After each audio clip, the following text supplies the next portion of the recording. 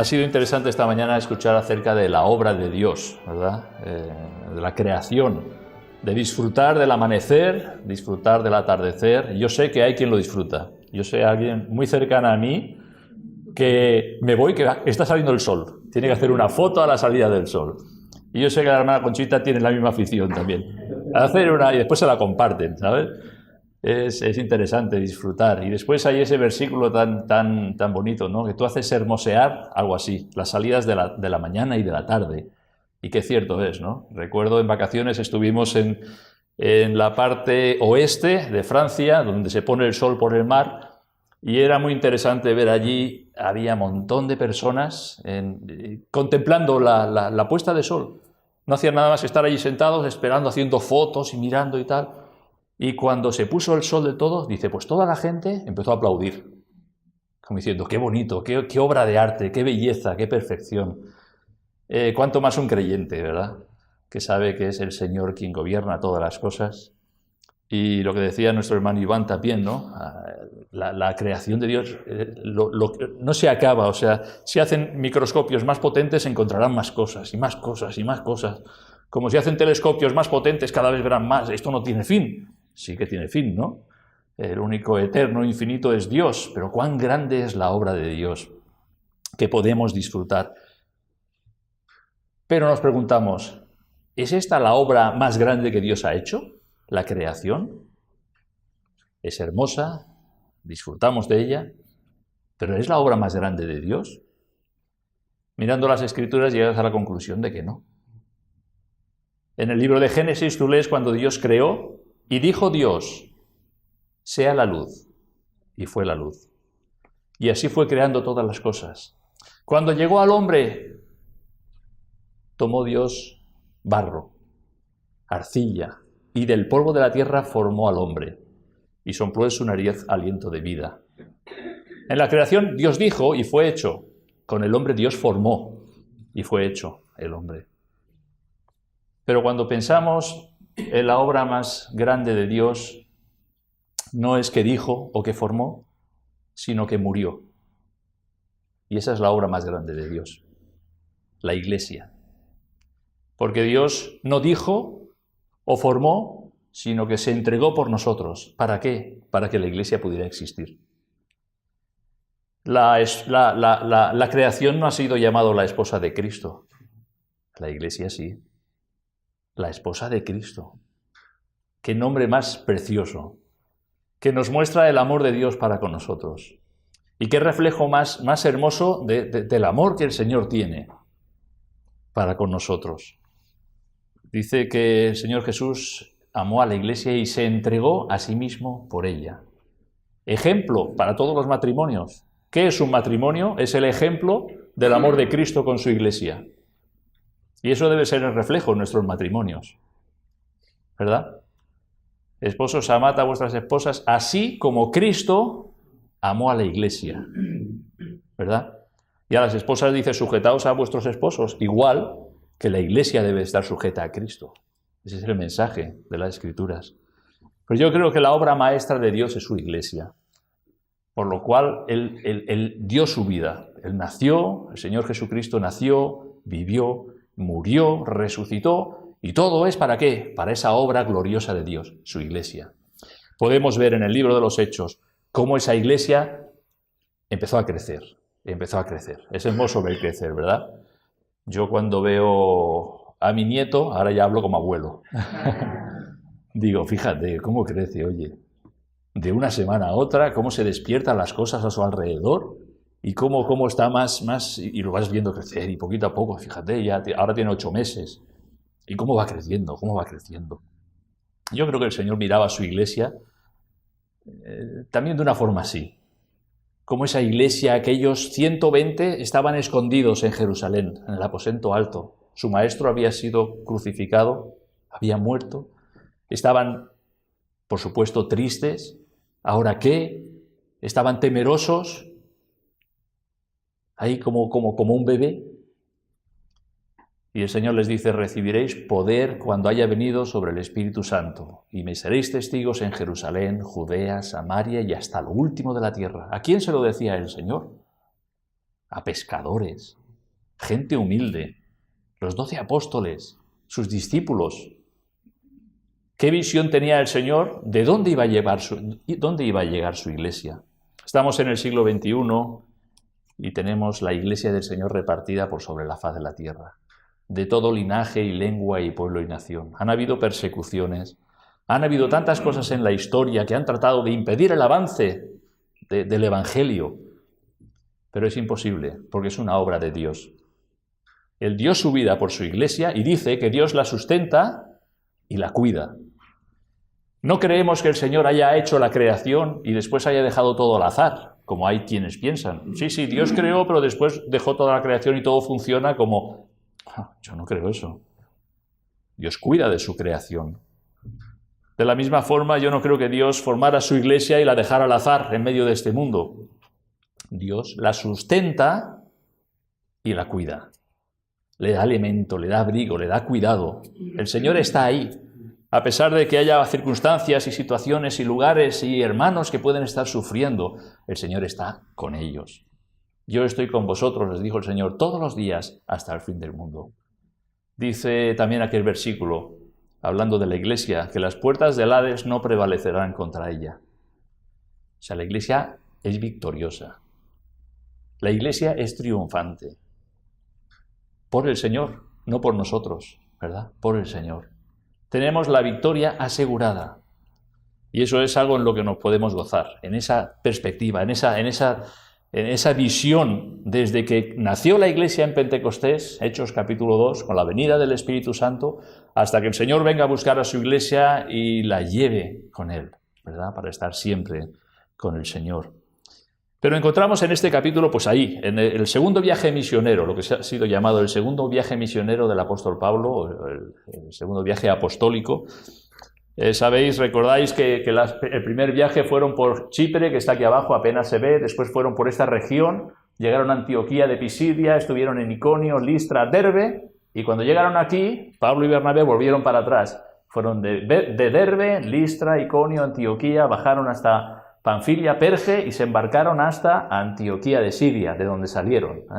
Ahí estaba, como digamos, la sede en aquel tiempo, aquella iglesia gentil, pero con gran peso porque el Evangelio fuese extendido por el mundo.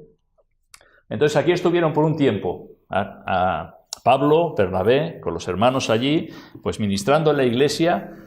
Después sucedió lo que vimos en el capítulo 15, aquel concilio que hubo en Jerusalén, porque había algunos hermanos que descendieron de Jerusalén a Antioquía y les decían que era necesario que se circuncidasen y guardasen la ley para realmente ser salvos.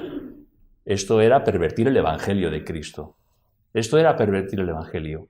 De tal forma se hubo tal revuelo que pues, los hermanos en Antioquía enviaron a Pablo y a Bernabé que fueran a Jerusalén y trataran de este asunto con los apóstoles, con los ancianos allí en Jerusalén. Y en el capítulo 15 estuvimos viendo pues, todo lo que se trató allí y cómo llegaron a una conclusión de que no se inquiete a los gentiles que creen en el Señor, que no es necesaria la circuncisión, no hay ninguna base bíblica para decir que es necesaria la circuncisión para ser salvo y guardar la ley. Lo único necesario es cree en el Señor Jesucristo y serás salvo. Confía que Jesús murió en la cruz en tu lugar. Aprópiate de esa verdad y eso es lo que da vida nueva en el Señor Jesucristo. A esa conclusión llegaron, aunque bien, allí tenemos a Jacobo que dio unas instrucciones claras y unos consejos, unas recomendaciones que sería bueno que los gentiles tuvieran en cuenta. Les dijeron 4 cosas: que se abstuviesen de sangre, de ahogado, de ídolos y de fornicación. Si os guardáis de estas cosas, bien haréis. ¿Qué es lo que estaba haciendo? Estaba allanando el camino para que la comunión entre gentiles creyentes y judíos creyentes pudieran sentarse a la mesa y partir el pan juntos. Porque los judíos, pues evidentemente se escandalizaban de muchas de las costumbres que tenían los gentiles. Y entonces con estas recomendaciones que a través de como dice más adelante, luego lo veremos en el pasaje, el Espíritu Santo, nos ha parecido bien al Espíritu Santo y a nosotros no imponeros otra carga más que estas cosas necesarias.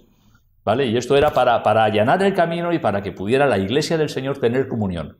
Los creyentes judíos, los creyentes gentiles, pues partir el pan y tener una buena comunión en el Señor. Entonces vamos a ver este capítulo 16, estos primeros 10 versículos, porque todo el capítulo era muy largo para tratar, En el próximo mensaje que me toque trataremos cuando llegan a Filipos, pero hoy vamos a ver pues todo el trayecto que hubo desde Antioquía hasta que llegan a Troas, que es donde después se embarcaron hacia Filipos. Pero en estos 10 versículos vamos a ver 3 cosas muy sencillas, son como 3 puntos del mensaje. Son quiénes, qué y cómo. Ese es el mensaje. ¿Quiénes? ¿Qué? ¿Y cómo? ¿Vale? Entonces, en primer lugar, vamos a ver quiénes. ¿Quiénes son los que formaban el equipo del apóstol Pablo? ¿Recordáis? Al final del capítulo 15 hubo un desafortunado acuerdo entre Pablo y Bernabé.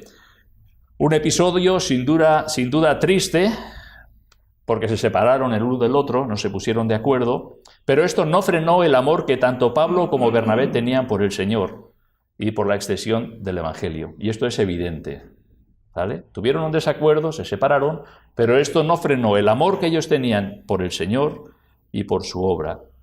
Y es interesante porque a veces cuando hay desacuerdos entre hermanos, sirve de excusa para decir, es que la Iglesia, ¿cuántos digamos, creyentes, entre comillas, andan por el mundo ofendidos porque la Iglesia me ha hecho esto, porque aquel me ha hecho lo otro, porque, ¿verdad? Van atesorando rencor en sus corazones. Pero eso hace que no vayan a la Iglesia. Eso hace que lo que es el Evangelio pues les quede en un recuerdo, ¿sabes? Y a lo mejor hasta creen que verdaderamente son salvos. El Señor conoce los corazones, ¿no? Pero aquí vemos a Pablo y Bernabé. Hubo un desacuerdo, se separaron. ¿Pero qué hizo Bernabé? Cogió a Juan Marcos y se fue a Chipre. ¿A qué?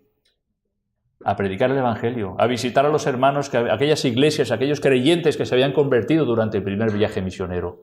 Más adelante vimos la utilidad que Pablo vio en Juan Marcos, ¿verdad?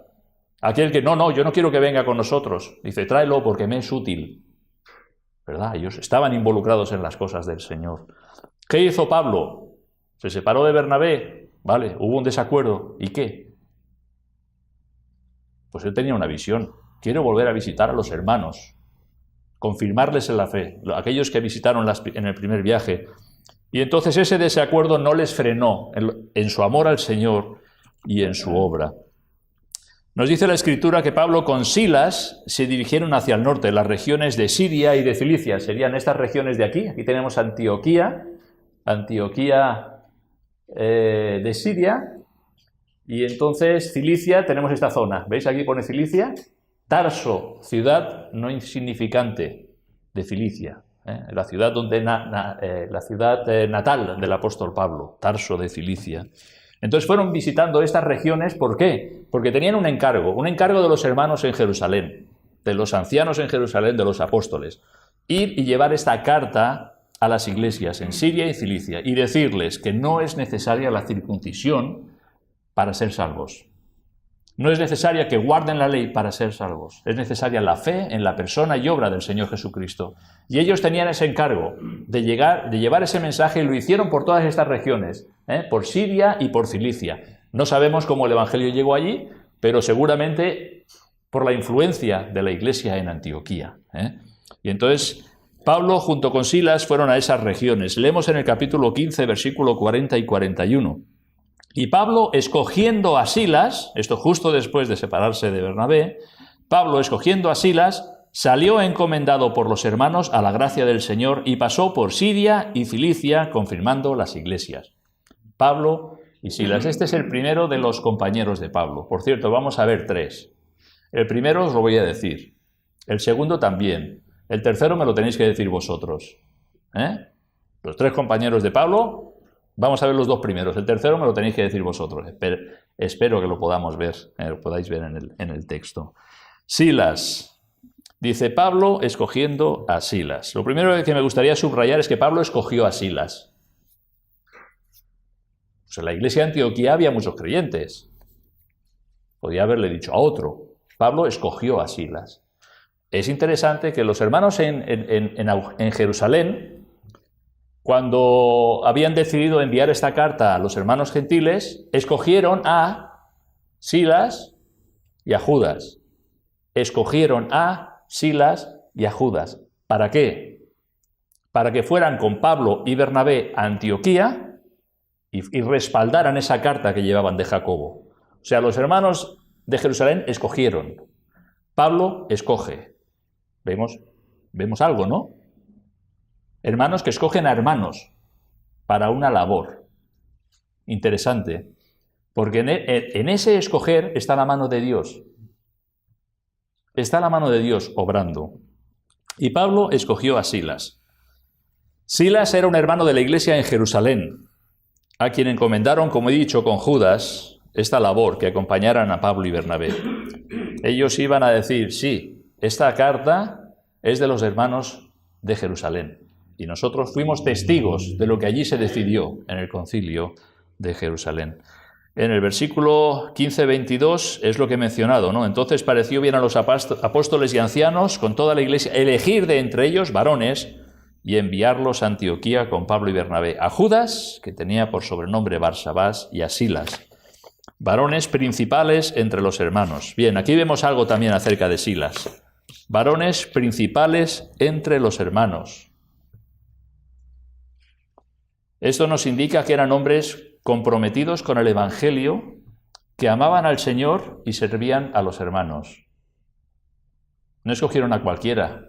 Tú cuando tuvieras que enviar un mensaje a alguien, buscas a alguien de confianza, ¿verdad? Buscas a alguien de confianza. Le das un encargo. Mira, te encargo esto. Si no te da la más mínima confianza, no lo vas a hacer con esa persona. Entonces estaba buscando a hermanos de confianza, hermanos que estaban comprometidos con el Evangelio, que amaban al Señor y servían a los hermanos. Y ahí tenemos a Judas, del que no sabemos más en las Escrituras, no vuelve a aparecer este Judas, y Silas, que sí que lo vemos acompañando a Pablo en sus viajes. Así, lo primero que vemos en Silas es que es un hombre de buen testimonio. Es un hombre de buen testimonio. Lo segundo que vemos es que era judío de la iglesia de Jerusalén. Eso también era importante. Era importante porque Pablo podía decir, no, escuchar a Silas. Él estuvo allí. Él es de la iglesia de Jerusalén. Él es de los hermanos que estuvieron allí presentes y sabe lo que se decidió. Entonces él era judío de la iglesia de Jerusalén. Testigo directo de lo que sucedió en el concilio de Jerusalén. En tercer lugar, Silas era profeta.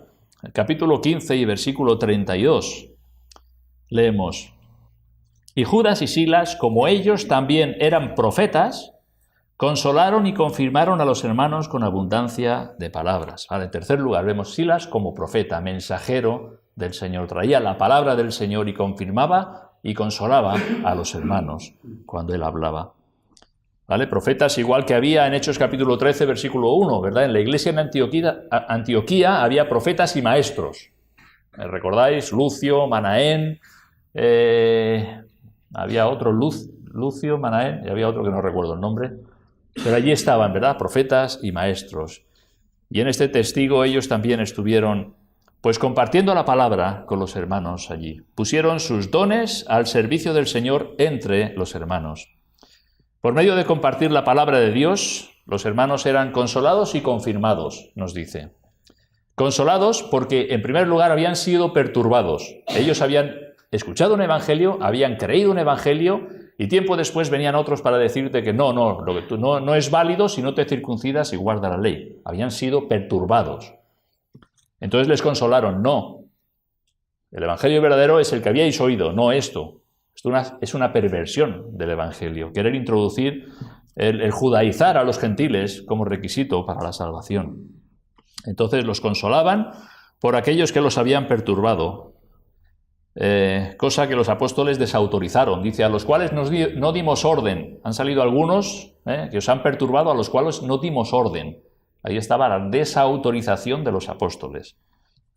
¿Vale? Y confirmados por medio de la repetición de la sana doctrina sin adulterar. Consolados y confirmados. Y esto es algo que la Iglesia siempre ha necesitado, ¿verdad? El consuelo y la confirmación.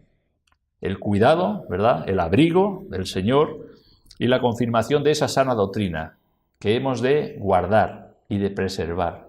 como un tesoro, como algo precioso, como algo muy valioso, que no debemos dejar que se contamine, ¿verdad? Que sea perturbado o adulterado. Evidentemente Pablo observó la labor y el corazón de Silas. Estuvieron ese tiempo conviviendo juntos. Y vio en él unas cualidades necesarias para la labor de la proclamación del Evangelio. Y el cuarto punto a mencionar acerca de Silas es que era ciudadano romano. Era judío, pero ciudadano romano. ¿Por qué? Leemos el capítulo 16, versículo 37 del capítulo 16. Aquí los tenemos en Filipo, donde fueron encarcelados, donde está aquel corito, ¿no? Pablo y Silas estaban en la cárcel y juntos alababan al Señor, dice aquel corito, era aquella ocasión. Dice el versículo 37, pero Pablo les dijo, después de azotarnos públicamente, sin sentencia judicial, siendo ciudadanos romanos, nos echaron en la cárcel y ahora nos echan encubiertamente. No, por cierto, sino vengan ellos mismos a sacarnos, siendo ciudadanos romanos. Pablo lo era, pero Silas también. Interesante, ¿verdad? Pablo se podía beneficiar en ciertos aspectos de ser ciudadano romano y era apropiado y era bueno pues poder compartir con otro hermano que también podría beneficiarse de los mismos beneficios de ser ciudadano romano. En teoría no podían azotar a un ciudadano romano sin un previo juicio, que es lo que aquí habían hecho. Y cuando les dice, ahora podéis salir, y Pablo, como ciudadano romano, dijo, no, nos meten aquí y ahora nos dicen que nos vayamos, no, que vengan ellos aquí a sacarnos. Y podía haberles buscado las cosquillas a aquellos magistrados, cosa que no hizo, ¿no? Que sepamos, cosa que no hizo el apóstol Pablo, exigió, no, venid vosotros a sacarnos de aquí, porque somos ciudadanos romanos. Era un derecho que ellos tenían. No podían ser azotados sin una sentencia judicial. Así que vemos a Silas, al igual que Pablo, como ciudadano romano. Silas es el nombre arameo y Silvano es el nombre latino. Silvano sale muchas veces en las epístolas. Es el mismo. Silas y Silvano es la misma persona. De la misma forma que Saulo y Pablo también es la misma persona. Nombre hebreo y Pablo el nombre latino. De hecho, tanto Silas como Saulo viene la raíz de estos nombres viene de Saúl. Interesante, ¿no? Tanto uno como otro. Hemos visto el primero de los quiénes, de esos que formaban el equipo del apóstol Pablo, Silas. El segundo lo encontramos en el capítulo 16, versículos del 1 al 3. Después llegó a Derbe y a Listra, y he aquí había cierto discípulo llamado Timoteo, hijo de una mujer judía creyente, pero de padre griego. Y daban buen testimonio de él los hermanos que estaban en Listra y en Iconio. Quiso Pablo que éste fuese con él, y tomándole le circuncidó por causa de los judíos que había en aquellos lugares, porque todos sabían que su padre era griego. Muy bien. Pablo y Silas, como hemos visto antes, estuvieron por las regiones de Siria y de Cilicia, ¿vale? Y después nos dice, llegó a Derbe. Derbe lo tenemos aquí. Derbe, ¿lo veis aquí? Siria, aquí está Derbe. Aquí hay una cadena montañosa muy importante, son los montes Tauro. Se pasa por un desfiladero antiguamente muy estrecho, hoy pasa una autopista, pero es interesante que tuvo que atravesar toda esta cadena montañosa de los montes Tauro por las puertas de Cilicia, se llama. Es un paso interesante, ¿no?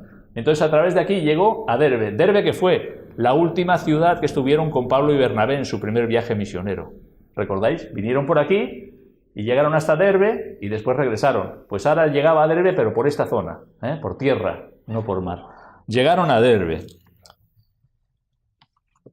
No se limitaron Pablo y Silas solamente a las regiones de Siria y de Cilicia, sino que quisieron ir más para allá, adentrarse en las provincias del sur de Galacia, donde Pablo y Bernabé habían estado en su primer viaje misionero. En Derbe lo único que sabemos en el primer viaje misionero, no sabemos nada de esta ciudad y de lo que pasó allí. Lo único que nos dice es en el capítulo 14, versículo 21, dice, y después de anunciar el Evangelio a aquella ciudad, está hablando de Derbe, y de hacer muchos discípulos, volvieron a Listra. Vale, es lo único que sabemos de esta ciudad. La primera visita que hicieron Pablo y Bernabé, de hacer muchos discípulos. O sea que había una iglesia del Señor en Derbe. No tenemos detalles de nada de lo que sucedió allí, pero había discípulos del Señor. Allí regresó Pablo, en este caso con Silas, ¿vale? Y sin duda confirmaron a los hermanos en la fe, que es la labor que estaban haciendo. Y luego se dirigieron hacia el oeste, dirección Listra. De Derbe hasta Listra, que está aquí, hay 100 kilómetros de distancia, como de aquí a Barcelona, más o menos. De Derbe a Listra, 100 kilómetros de distancia. Y allí en Listra es donde aparece nuestro segundo personaje. Este es un discípulo llamado Timoteo, ¿vale? De la ciudad de Listra. Los hermanos de Listra, que está aquí, y de Iconio, ¿lo veis? Aquí está la distancia. Hay 35 kilómetros, como de aquí a Bañolas, más o menos, para que nos hagamos una idea. Entonces, estaban relativamente cerca estas ciudades de Listra y de Iconio. ¿Y qué nos dice aquí? Nos dice, después llegó a Derbe y a Listra, y aquí había cierto discípulo llamado Timoteo, hijo de una mujer judía creyente, pero de padre griego, y daban buen testimonio de él los hermanos que estaban en Listra y en Iconio. Los hermanos de Listra y Iconio daban buen testimonio de Timoteo. Posiblemente estas iglesias, por la cercanía geográfica, pues tenían más posibilidades de tener comunión. Y los hermanos conocían a Timoteo tanto en Iconio como en Listra. Y es interesante, porque estás en la iglesia de Listra y, este chico Timoteo, qué majo que es. Pero va a la iglesia de Iconio y dice, Timoteo, el joven este, dan buen testimonio de este joven, Timoteo. Aquí vemos algo interesante. Vemos a los hermanos reconocer el carácter de un hermano y un testimonio ejemplar. ¿Quién es? Nos dice los hermanos que estaban en Listra y en Iconio. Los hermanos estaban reconociendo un buen carácter y un buen testimonio en Timoteo. Es posible que Timoteo se convirtiese durante el primer viaje misionero de Pablo o por el fruto de los hermanos que allí quedaron. Pero es interesante que es la iglesia local la que identifica los dones que el Espíritu Santo ha dado a cada uno, ya que los dones son para la edificación de la iglesia. Repito, porque es interesante. La iglesia local es la que identifica los dones que el Espíritu Santo ha dado a cada creyente. Cada creyente tiene dones o su don que ha recibido del Espíritu Santo. La iglesia local es la que lo identifica, ya que los dones son para la edificación de la iglesia. Esto es interesante. Recuerdo hace años, cuando era joven, había bastante énfasis en identificar el don o dones que el Espíritu Santo de una forma particular nos había dado para ejercitarlo para el beneficio de los demás. Había énfasis. ¿Tú qué don tienes? Y te rompías la cabeza. Pues yo no sé qué don tengo. Y yo sé que tengo el don esto. Pues genial. Pues yo no sé qué don tengo. Yo me pasé muchísimos años, yo no sé qué don. Yo no sé. Yo pues ayudo en lo que puedo y pues ya está. Es que, de hecho, no soy yo el que tiene que identificar los dones. Quien tiene que identificar los dones son los hermanos a los que son beneficiados de esos dones. Entonces te ayuda mucho cuando un hermano te dice, yo creo que tú tienes el don de tal. No lo estás identificando tú, te lo están diciendo. Porque ese hermano ha disfrutado o ha sido bendecido por ese don espiritual que el Espíritu Santo ha puesto en ti, que no es para tu gloria personal, es para beneficio de la iglesia. Entonces, aquí tenemos a los hermanos reconocer en Timoteo algo, y eso lo comparten con el apóstol Pablo. Yo creo que entre nosotros hay quien tiene el don de la misericordia, o el don del servicio, o el don de la administración, o etcétera, etcétera. Sería interesante que cada uno de nosotros, no llevamos aquí un titulito escrito que te dice el don que tienes, pero tú cuando ves un hermano que pudieras identificar, o una hermana, este hermano, esta hermana tiene este don. ¿Por qué? Porque yo lo veo. ¿Tiene ese don? A lo mejor tiene el don de la misericordia porque ves algo que hace y dices, pues mira, a mí esto ni me había llamado la atención, ni me había dado cuenta. Y este hermano o hermana pues ha tenido una atención especial con alguien, el don de la misericordia. Y sería interesante que pudieras ver a un hermano en tu iglesia y pudieras decir, este hermano yo creo que tiene este don. Y que cada uno pudiéramos estar identificados. ¿Por qué? Porque ese don es de beneficio para el cuerpo de Cristo, que es la iglesia local. Un don es aquella característica que un creyente ha recibido del Espíritu Santo y es ejercido en medio de la iglesia local para el beneficio de los hermanos y para la gloria de Dios. Eso es un don. Algo que hemos recibido cada uno de nosotros de parte del Espíritu Santo para que los demás sean bendecidos, sean edificados, sean fortalecidos en la fe. El nombre de Timoteo significa temeroso de Dios. Esto es algo que la iglesia necesita. La iglesia del Señor necesita muchos Timoteos, ¿verdad? Temerosos de Dios. En Romanos 3:18 el apóstol Pablo describe a los impíos y dice, no hay temor delante de sus ojos. Esto es una descripción de los impíos. No hay temor. Y en el Salmo 36:1 dice, la iniquidad del impío me dice al corazón, no hay temor de Dios delante de sus ojos. Esta es la descripción de un impío. No hay temor de Dios delante de sus ojos. Si este es el carácter de los impíos, el carácter de los creyentes debe ser el contrario, temeroso de Dios. Timoteo significa temeroso de Dios. Sus padres, seguramente su madre tuvo mucho que ver ahí, quizás su abuela también. Temeroso de Dios. Le pusieron ese nombre. El principio de la sabiduría es el temor de Jehová. Los insensatos desprecian la sabiduría y la enseñanza, pero ahí está, el principio de la sabiduría es el temor. No es malo temer a Dios, es bueno temer a Dios, temeroso de Dios. ¿Sabes cuál es uno de los nombres de Dios? Y me vas a decir, temible. Temible es uno de los nombres de Dios. Santo y temible. Y debe de haber ese temor de Dios en nuestros corazones. Eso nos va a ayudar a nuestra adoración, a nuestro servicio para el Señor. A mí, perdonadme, pero yo no entiendo a la gente que le llama a Dios papito. Papito. Padre nuestro que estás en los cielos. Temor de Dios.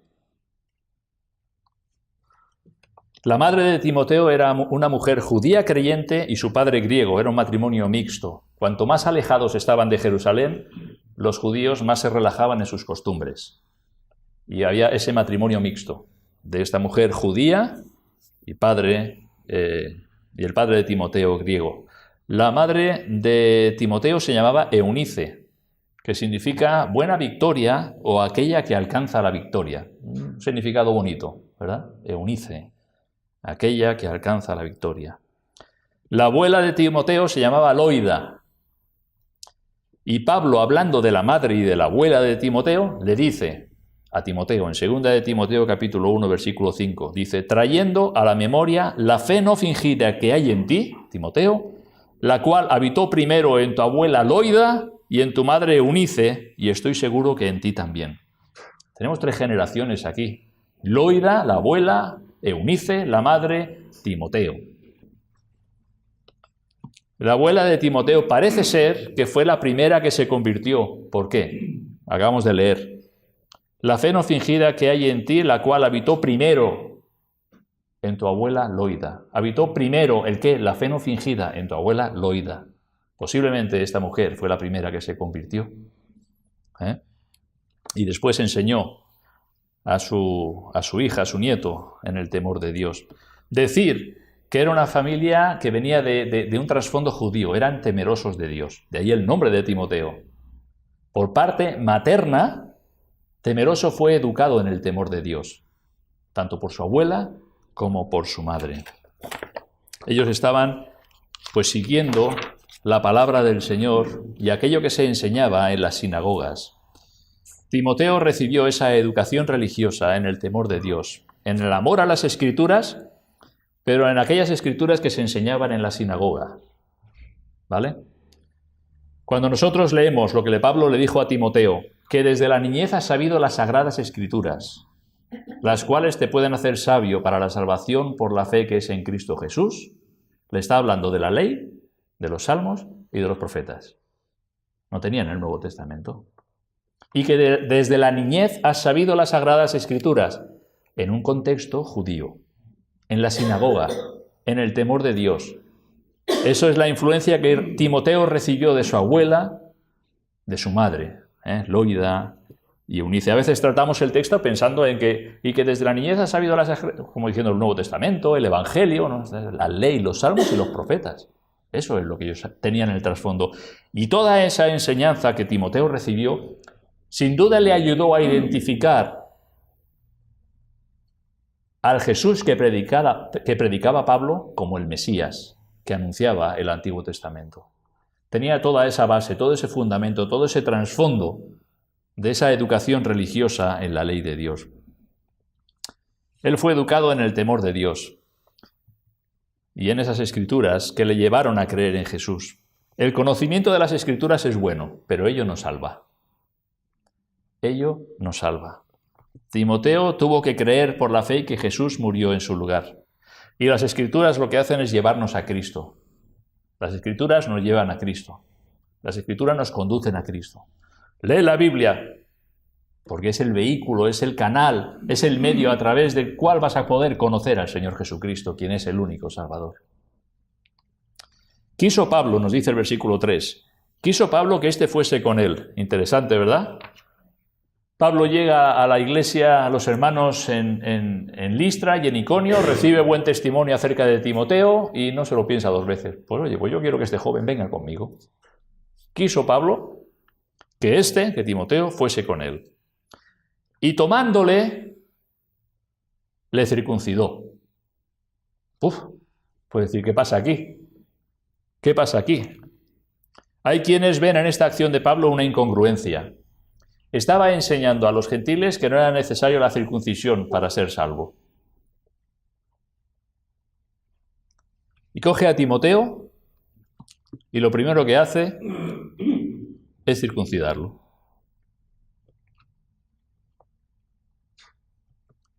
Pablo había sido el más firme defensor, lo vemos en la epístola de Gálatas, en contra de los judaizantes. Y acerca de la circuncisión, nada es, y la incircuncisión de nada sirve. Y lees la epístola de Gálatas y te das cuenta, ¿no? La circuncisión no. Es un rito religioso. Y coge a Timoteo y lo primero que hace es circuncidarlo. Por eso es que muchos ven una incongruencia aquí.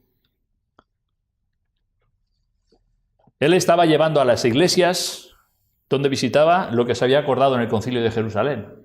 No es necesaria la circuncisión para la salvación. Fe en el Señor Jesucristo.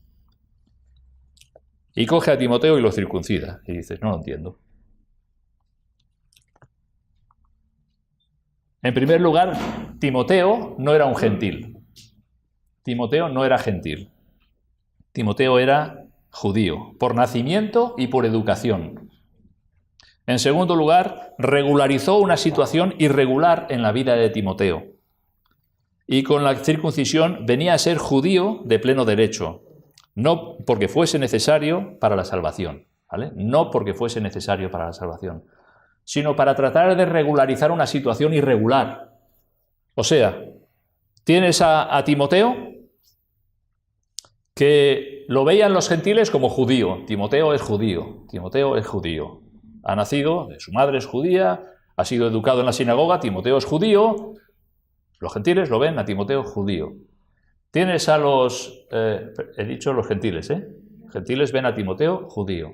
Los judíos miran a Timoteo y ven, el judío porque su madre es judía, ha sido educado en la ley, por la tradición, en la sinagoga, su educación es judía, pero no es judío porque no está circuncidado. O sea, por un lado y por el otro. Había una situación irregular. ¿Y qué es lo que hace Pablo? Coge a Timoteo y lo primero que hace es circuncidarle. Dice, vamos a solucionarlo. Si tú eres judío de nacimiento, judío de educación, pero no eres plenamente judío porque falta la circuncisión, posiblemente porque su padre era gentil, era griego, y no vio ninguna necesidad en circuncidar a su hijo. No, ¿para qué? ¿Verdad? Supongo que no le daría ninguna importancia.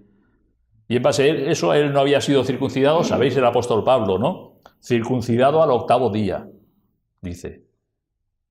Él había sido circuncidado como judío. Timoteo era judío, pero no de pleno derecho. Los judíos veían en Timoteo como un apóstata, en cierto sentido. Sí, judío de nacimiento y de educación, pero no está circuncidado. O sea, no es plenamente un judío. Pablo lo coge y no se lo piensa 2 veces. Dice, vamos a regularizar la situación, vamos a poner las cosas bien. Si tú eres judío por nacimiento y por educación, pues circuncídate y ya está. Judío de pleno derecho. Solucionado. Los gentiles te verán judío y los judíos te verán judío. ¿Vale?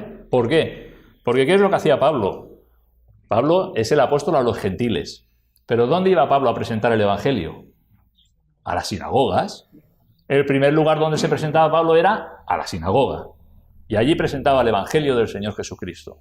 ¿Verdad? Y allí estaban los temerosos de Dios, etcétera, etcétera. Y los judíos, pues muchas veces despreciaban, otros escuchaban, otros creían y venían a la fe. Pero allí donde iba Pablo era la sinagoga. Si voy a llevar a Timoteo conmigo y no está circuncidado, va a ser un problema. Además, lo dice el versículo.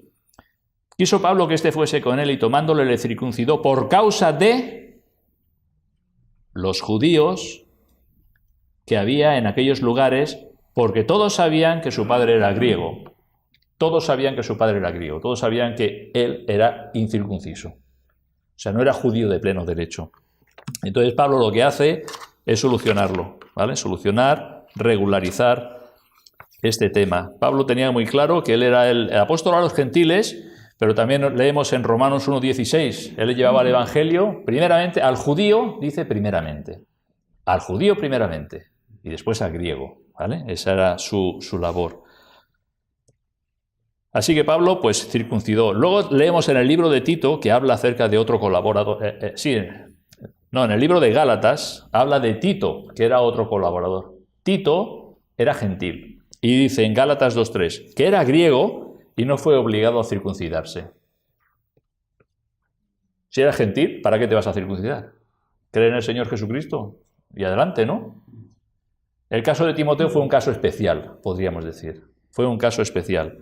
Tratar de regularizar su situación. Esto nos enseña que si hay algo en nuestras vidas que puede ser de obstáculo para el testimonio del Evangelio, mejor solucionarlo.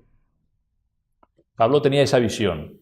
Si va a venir conmigo, va a venir con nosotros, vamos a ir a las sinagogas, van a ver que él no es judío, los judíos que lo conocen, etcétera, etcétera, dice, vamos a arreglarlo. Y seguramente no fue algo que pasó en secreto. La circuncisión de Timoteo no fue algo secreto. Seguramente todo el mundo se enteró. Bueno, ahora ya está. Ahora está solucionado el tema. Y yo creo que es lo que hizo el apóstol Pablo. Ya hemos visto a 2 integrantes del equipo de Pablo. El primero era Silas, el segundo este joven Timoteo. Y ahora llegamos al tercero, que es el que me tenéis que decir vosotros. Vamos a ver. Un macedonio, el Espíritu Santo, Lucas. Creo que está escondido en el 10. En el 10 está escondido. Vamos a ver el versículo 10. A ver, ¿qué nos dice el versículo 10? Dice, cuando vio la visión, que ahora hablaremos qué visión fue, dice, enseguida procuramos partir para Macedonia, dando por cierto que Dios nos llamaba para que les anunciásemos el Evangelio. O sea, cuando vio la visión, enseguida procuramos partir para Macedonia, dando por cierto que Dios nos llamaba para que les anunciásemos el Evangelio. Lucas, el escritor del libro de los Hechos. De una forma muy discreta,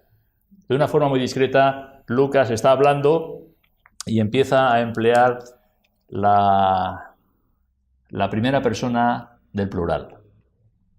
Anunciásemos, nosotros, vamos, él se incluye ahí, ¿vale?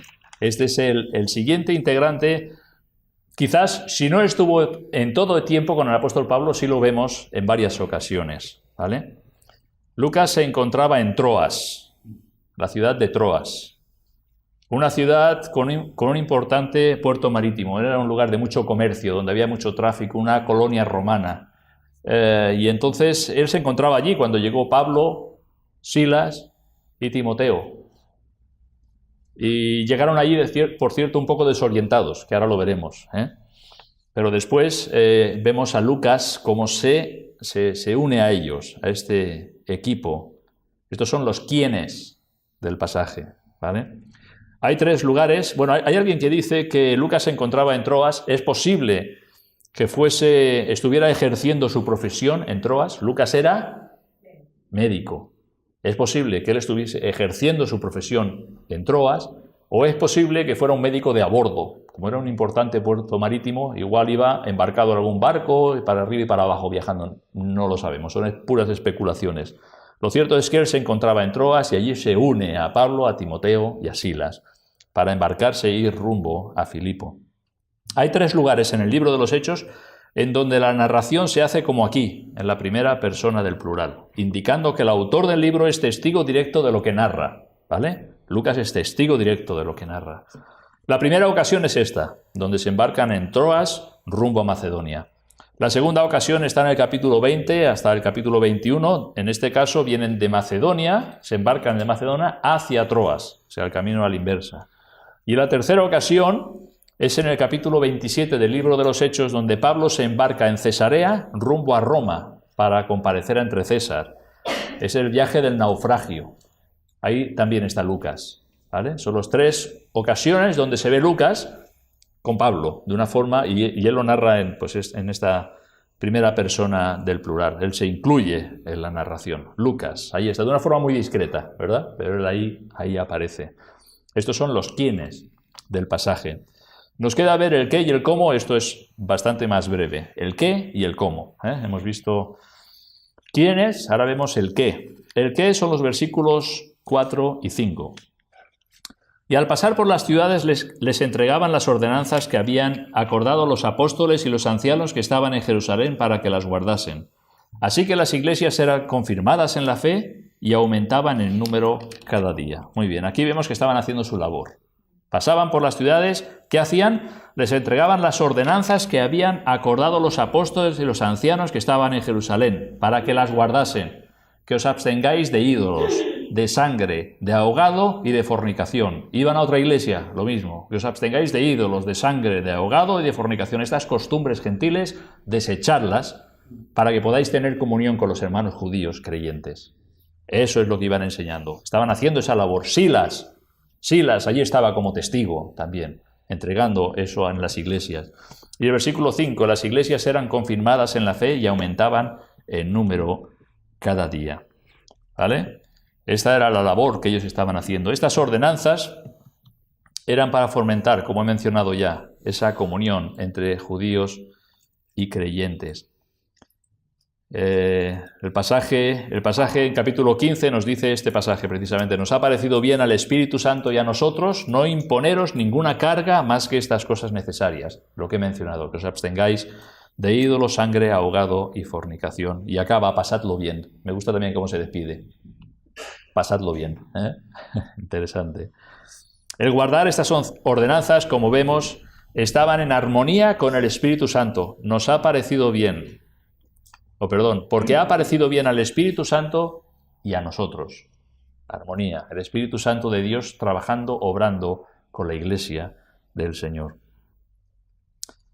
Las iglesias eran confirmadas en la fe. ¿Qué es confirmar? Confirmar significa corroborar la verdad, certeza o el grado de probabilidad de algo.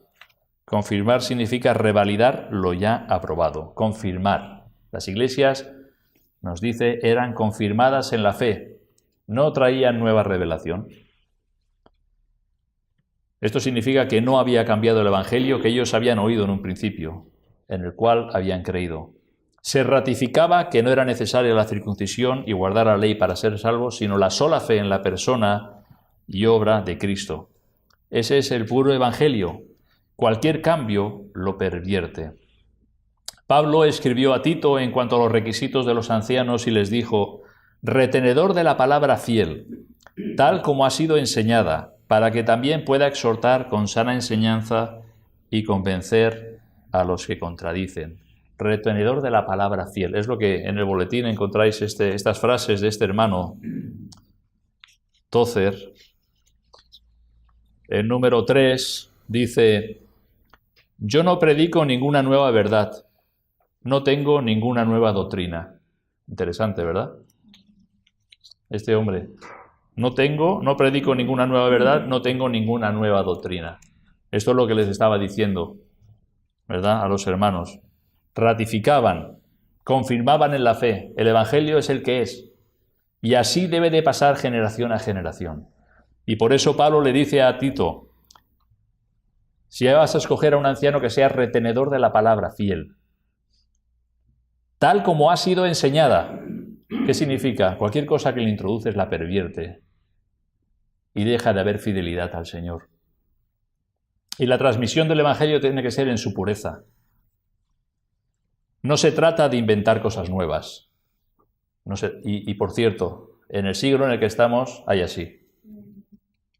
Cosas nuevas. Por muy agradables a los oídos que sean. No se trata de buscar el aplauso humano. Se trata de la fidelidad al Señor. Y por desgracia en nuestro tiempo vemos a personas que lo que quieren es traer cosas nuevas. Traigo una revelación de parte del Señor. Te dicen, la revelación del Señor está aquí. Todo lo que no sea conforme a esto, no es del Señor. El Señor me ha dicho, el Señor me ha mostrado, el Señor... He tenido un sueño, yo también, el otro día soñé una cosa. No os la digo para no pervertir. Nos dice en el Antiguo Testamento los sueños... No, dice, ¿qué tiene que ver el trigo con la paja? ¿Qué tiene que ver el trigo con la paja? Los sueños son paja. Los sueños son paja. El trigo es la palabra de Dios, ¿verdad? Entonces hoy día hay muchos que quieren y arrastran, y hay iglesias de 10.000 personas que se juntan para ver un espectáculo. Yo no sé si están escuchando el Evangelio fiel. Me da a mí que no. Me da a mí que introducen cosas nuevas, agradables a los oídos, mucha autoayuda, poca Biblia. Es lo que suele haber. Muchos buscan el aplauso humano y se olvidan de la fidelidad al Señor. Estos son los falsos maestros, de los que ya advirtió el apóstol Pablo, ¿verdad? De entre vosotros saldrán falsos maestros que engañarán, ¿verdad?, a muchos. Lo que Pablo le dice a Timoteo, si alguien va a ser anciano en una iglesia, que sea retenedor de la palabra fiel tal como ha sido enseñada. Y de esta manera la transmita en fidelidad al Señor y a su palabra. Debemos ser transmisores fieles del Evangelio. Y de esta manera las iglesias son confirmadas en la fe. No estamos cambiando la doctrina, lo dice Tozer, yo no traigo nada nuevo. Yo no traigo nueva doctrina, ni nueva enseñanza, no. Las iglesias son confirmadas en la fe cuando se ratifican domingo tras domingo, día tras día en la palabra de Dios. Y ello trae fruto de salvación. ¿Cómo acaba este versículo? Dice, y aumentaban en número cada día, nos dice la Escritura.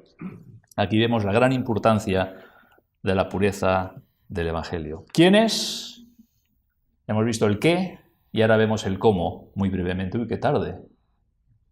Perdonad. El cómo. Ya acabamos, ya. Dice versículos del 6 al final. Y atravesando Frigia y la provincia de Galacia, les fue prohibido por el Espíritu Santo hablar la palabra en Asia. Y cuando llegaron a Misia intentaron ir a Bitinia, pero el Espíritu no se lo permitió. Pasando junto a Misia descendieron a Troas, y se le mostró a Pablo una visión de noche. Un varón macedonio estaba en pie rogándole y diciéndole, pasa a Macedonia y ayúdanos. Cuando vio la visión, enseguida procuramos partir para Macedonia, dando por cierto que Dios nos llamaba para que les anunciásemos el Evangelio. ¿Cómo? El cómo es en sujeción y dirección a la guía del Espíritu Santo. Ese es el cómo. En estos versículos encontramos algo inaudito, el Espíritu Santo prohibiendo que se hable el Evangelio en Asia. Curioso, ¿verdad? El Señor les había dicho, recibiréis poder cuando haya venido sobre vosotros el Espíritu Santo, me seréis testigos en Jerusalén, Judea, Samaria, hasta el último de la tierra, y aquí tienes al Espíritu Santo que capacita con poder para la predicación del Evangelio, prohibiendo que se hable la palabra en Asia. Curioso. Ellos estaban por esta región, Iconio, Listra, posiblemente llegaron a Antioquía, Y seguramente el deseo del apóstol Pablo era llegar hasta Éfeso. Seguramente estaban en esa ruta, y una importante ciudad, la ciudad de Éfeso. Pero el Espíritu, dice, les prohibió. No sabemos cómo. Algunos dicen que por profecía, en aquel tiempo todavía había profecía, no les prohibió que fueran a Éfeso. O sea, no podéis entrar aquí a llevar el Evangelio. El Señor sabe sus cosas, sabe sus planes, tiene sus propósitos en todas las cosas. Entonces ellos llegaron aquí y tiraron hacia el norte y dice, bueno, pues si no podemos ir a Asia, nos vamos a Bitinia, que está aquí arriba. Nos vamos a Bitinia, a llevar el Evangelio a Bitinia. ¿Y qué nos dice el pasaje? Pero el Espíritu no se lo permitió. También curioso. Aquí les prohíbe y allí no les permite. Por aquí no y por aquí tampoco. Supongo que estarían un tanto desconcertados, ¿verdad? Pablo tenía pues sus compañeros, colaboradores, tenía el equipo formado, tenía el mensaje del Evangelio para entregar y el Espíritu no le deja entrar en Asia ni le permite ir a Bitinia. Por lo tanto, ellos se fueron encaminando por esta línea. Bueno, dice, pasaron junto a Místena y descendieron a Troas, que es esta ciudad que hay aquí, en el puerto, que es donde se encontraron con Lucas. Allí es donde llegan, a Troas. Pero vemos, esa prohibición sin duda tuvo que desconcertar al apóstol Pablo. Pero es ejemplar la actitud de obediencia a la guía del Espíritu, ¿vale? No había persecución o sufrimientos que frenasen los propósitos de Pablo. Eso lo vemos en el testimonio de su vida en el libro de los Hechos. La persecución no lo frenaba. Las cárceles no lo frenaban. Los judíos no lo frenaban. Las amenazas no lo frenaban. No había nada que frenara al apóstol Pablo de llevar adelante el Evangelio de la gracia. Pero cuando las puertas las cierra el Espíritu, no debemos empujar ni forzar la situación, sino sujetarnos en obediencia reconociendo que el Dios soberano es sabio en sus propósitos. Y esto es interesante y es ejemplar en la vida del apóstol Pablo. Él no fuerza la situación. Él entiende claramente que el Señor le prohíbe, el Espíritu le prohíbe hablar la palabra en Asia, le cierra las puertas en Bitinia y él simplemente se sujeta, espera en el Señor. Lo que no había frenado ninguna persecución, lo frena el Espíritu. Y es interesante que él lo identifica así. Y así es como lo tenemos en la palabra del Señor. Y en este último apartado, en el cómo, veo al Espíritu Santo como el director de un gran coro. El Espíritu Santo como el director de un gran coro. Él es quien conoce la parte que cada uno tiene que hacer, ¿verdad? En un coro están los que cantan el tenor, los que cantan el bajo, los que el soprano, etcétera, etcétera. El director lo conoce todo. Pero los que cantan tienen que cantar su parte. Cada uno toca su parte. En una orquesta, el que toca el trombón, toca el trombón. Y si en la partitura o el director dice que son los tambores, el trombón no toca, ¿verdad? O sea, el Espíritu Santo como un director que sabe quién, cuándo, cómo, por qué, etcétera, etcétera, etcétera, etcétera. ¿Por qué el Señor prohíbe? ¿Por qué el Señor detiene? ¿Por qué el Señor frena? Está dirigiendo al apóstol Pablo y a sus compañeros hasta que llegan a Troas. ¿Por qué? Porque el Señor tenía algo para ellos. Cuando llegan a Troas, dice que se le muestra una visión de noche. Un varón macedonio estaba en pie rogándole y diciendo, pasa a Macedonia y ayúdanos. Aquí estaba la respuesta del Señor. Pablo, yo no quiero que vayas a Asia ahora, más tarde ya irás. No quiero que vayas a Bitinia, quiero que pases a Macedonia. Quizás él tenía como objetivo llegar aquí y no pasar de aquí. A lo mejor él pensaba cubrir toda esa área y no pasar a lo que es Europa, ¿no? A Filipos. Y el Señor lo dirigió y lo encaminó a ese lugar, hacia Filipos. Cuando se le mostró a Pablo la visión de un varón macedonio, dice, dieron por cierto que esa era la voluntad de Dios. Entendieron que esa era la voluntad de Dios. Así que hemos visto en estos versículos, ¿quiénes? Pues tenemos a Pablo, Silas, Timoteo y Lucas. Hemos visto el qué, llevaban las ordenanzas apostólicas a las iglesias eran confirmadas en la fe y habían nuevos creyentes. Y hemos visto el cómo, estando sujetos a la guía del Espíritu Santo. Yo creo que en cada una de estas cosas tenemos algo para aprender, ¿verdad? Y sobre todo subrayar este último punto, estando sujetos a la guía del Espíritu Santo. Siempre en obediencia a la palabra de Dios, buscando su voluntad. Que el Señor os bendiga. Lo dejamos aquí.